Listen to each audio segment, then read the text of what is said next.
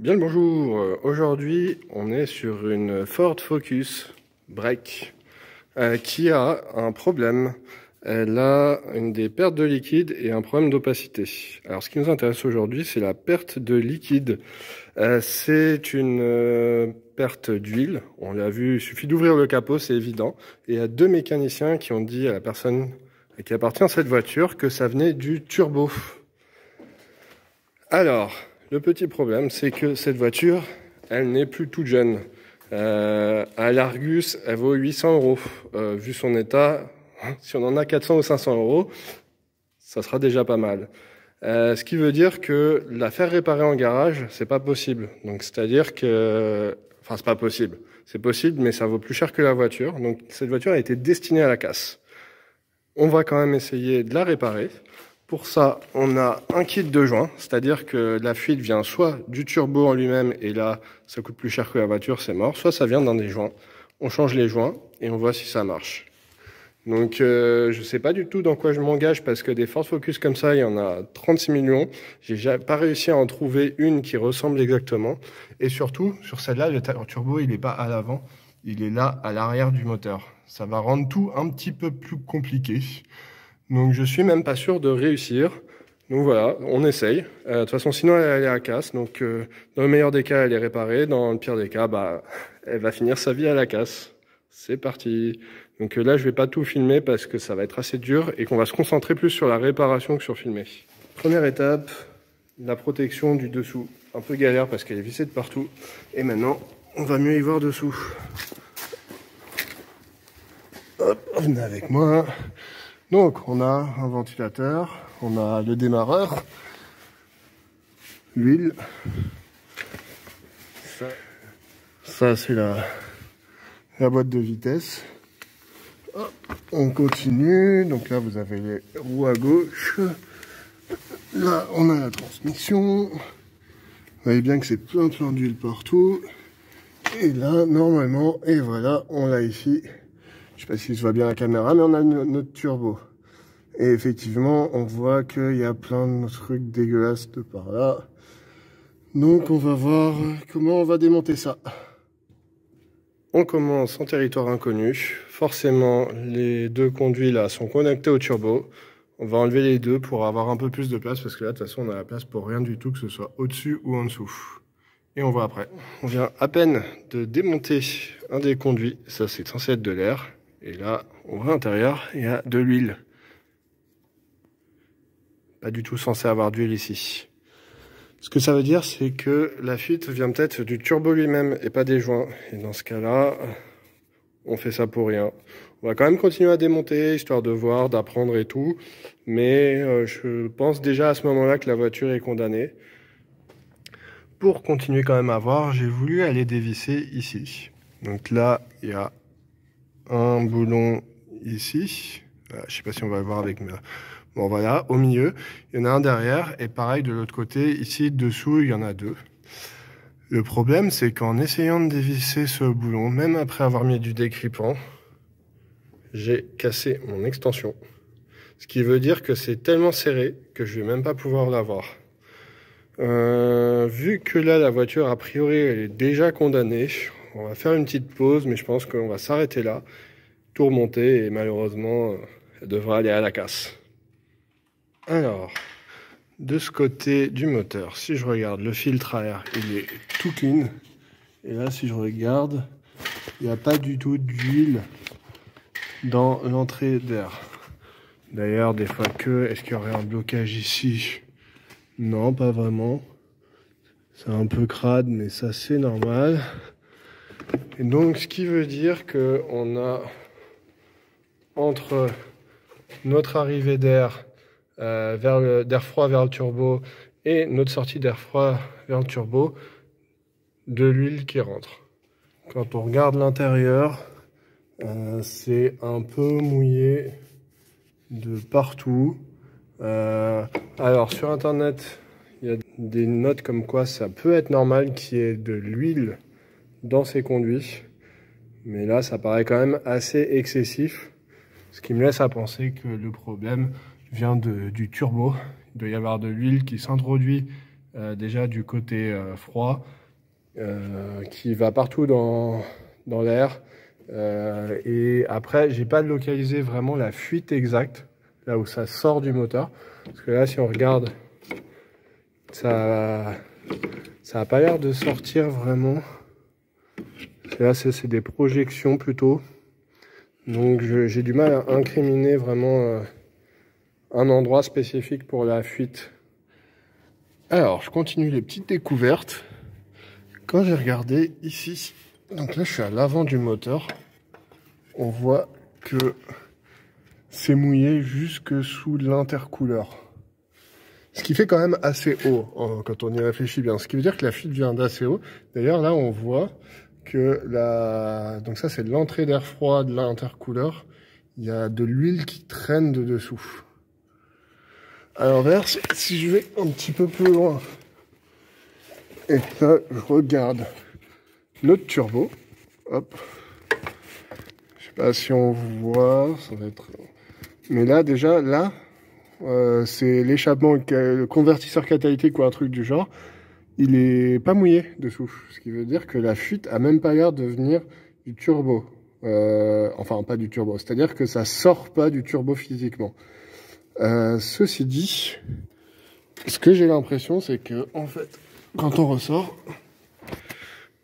quand on regarde sur le dessus, alors déjà, petit truc marrant, ici, la durite est bien endommagée. Bon, il n'y a pas de fuite qui vient d'ici, mais bon, c'est quand même intéressant de voir que ça a probablement été mal posé. Je pense que ça aurait dû être sur le côté, mais surtout pas dessus, parce que là, vraiment, ça a bien attaqué le métal. Un jour, ça va finir par transpercer, il va y avoir une fuite d'air ici. Mais surtout, c'est en regardant là-dessous qu'on voit que là, ici, c'est mouillé. Ici, d'où est-ce que ça vient? Ça vient pas de dessus, parce que le dessus est pas mouillé, mais ça vient d'ici. Et à mon avis, le fait qu'on ait beaucoup d'huile dans ces conduits d'air, en fait, est pas du tout normal. Et ça doit fuir physiquement de la voiture à ce niveau-là, donc dans un peu tous les conduits d'air. Mais malheureusement, le problème qu'il y ait de l'huile dans ces conduits d'air, c'est probablement de l'intérieur du turbo. Ce qui veut dire que pour réparer la fuite d'huile, il faudrait réparer ou changer le turbo, probablement plus le changer. Et là, clairement, ça vaut pas le coup sur cette voiture. Donc je pense que c'est le mot définitif. Cette voiture ira à la casse dès que son contrôle technique est fini. Donc voilà, malheureusement, on n'a rien pu y faire. On a tenté.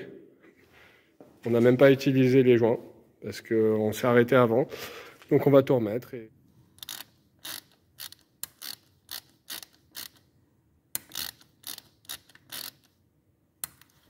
Ce collier est mort. On n'arrive pas à le serrer. J'arrive pas à le serrer, même là, voilà, il est pas bon. Ce qui veut dire que là, l'huile, en fait, je pense qu'on a trouvé la fuite. Ça sort d'ici, précisément. En plus, c'est assez cohérent avec tout ce qu'on a vu jusque-là, c'est-à-dire que c'est mouillé partout ici, même ici sur la batterie. C'est beaucoup moins mouillé de ce côté-là. C'est pas mouillé du niveau du turbo. Donc, faudrait qu'on trouve un collier pour changer ça. Et ça se trouve, c'est juste ça. Ça se tente. Donc j'ai bien nettoyé le tuyau là d'air, sachant qu'on voyait une trace qui venait d'ici. Donc je vais tout remonter.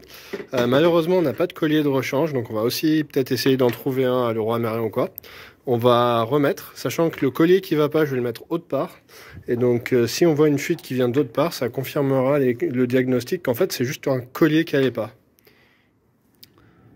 Pour savoir s'il y avait de l'huile dans l'intercooleur, je l'ai démonté, je l'ai mis la tête à l'envers, et là, il n'y a pas du tout d'huile dedans. Donc il est toujours possible que le peu d'huile qu'on a vu dans les conduits soit normal, et que juste changer le collier soit suffisant. J'y crois pas trop, mais de toute façon c'est la seule option qu'on a vu l'état de la voiture. Alors, j'avais pas regardé avant, mais le dessous du capot a des traces très intéressantes. Ici, il y a de l'huile. Ici, il y a de l'huile. Et quand on descend, ça correspond à ici. Et notamment, s'il y a de l'huile qui est projetée là, c'est tout à fait consistant avec ce qu'on voit ici. Et ici, ça correspond à ici quelque part. Donc pas trop sûr pour celle-là, mais pour celle-là, ça semble confirmer que le fait qu'il y ait de l'huile qui sort d'ici. J'ai appelé mon beau-père qui m'a confirmé ce que je craignais. Le collier, en fait, c'était pas ça.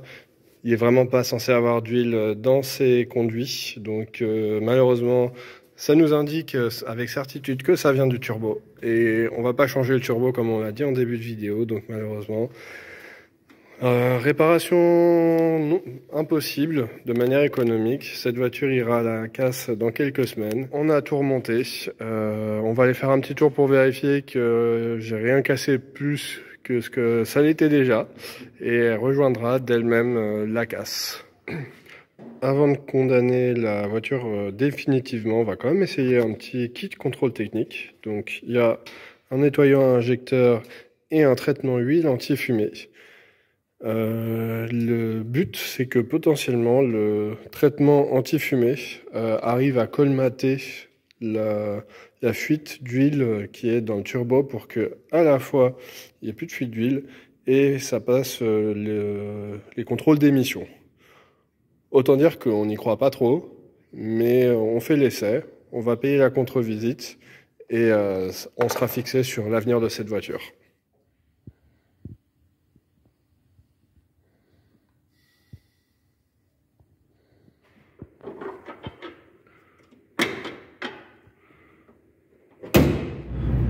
On est allé faire un petit tour sur l'autoroute pour à la fois faire circuler le stop fuite et à la fois essayer de déclencher le décrassement qui normalement se déclenche tout seul quand on roule à 2500 voire 3000 tours minute, un truc du genre. Donc on a poussé la voiture jusqu'à 110 un petit peu dans les justement 2500-3000 tours minute et direction la contre-visite. Et par la magie de l'édition, vous connaîtrez le résultat tout de suite. Bon, si je mets un petit essuie-tout là-dessous, c'est un des points où il y avait de l'huile, ça ressort crade, alors que ça, je l'ai enlevé et nettoyé à l'eau. Ça ne sent pas très bon. Contre toute attente, la voiture a passé la contre-visite. J'ai le résultat ici. L'opacité est maintenant largement en dessous de la limite et le contrôleur n'a pas repéré de perte de liquide, donc il n'y a plus de fuite.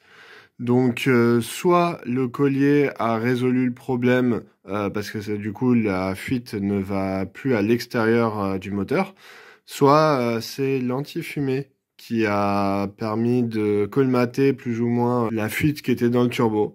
On sait pas trop, on saura pas. Et pour l'opacité, donc je pense que c'est quand même beaucoup l'anti-fumée, mais il est possible que le petit tour sur l'autoroute qu'on a fait a aussi aidé le filtre à particules à se nettoyer.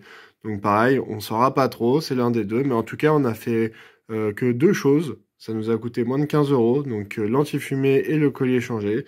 Et cette voiture va donc pouvoir rouler un an de plus sans aller à la casse tout de suite. Bon, elle n'est pas toute jeune, hein, il reste plein de défaillances mineures qui n'ont pas été adressées, mais il n'empêche que ça reste une voiture qui peut rouler pendant encore un an. Et sur ce, mission accomplie et bonne journée.